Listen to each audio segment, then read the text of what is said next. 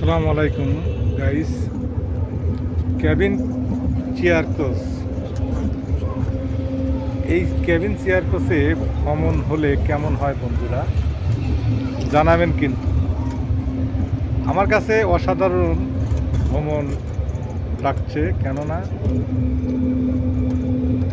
আপনারা যেমন খুশি তেমনভাবে এখানে আরামদায়ক করতে পারবেন।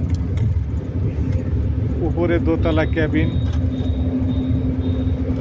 আছে, নিচে চেয়ার কোচ দেখতে পাচ্ছেন, উপরে ক্যাবিন।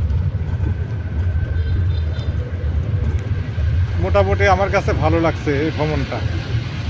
আপনারা এই ক্যাবিন বাসে মাঝে মধ্যে উঠবেন, উঠে আনন্দ উপভোগ করবেন। আশা করি আপনাদের সবারই ভালো লাগবে। দেখেন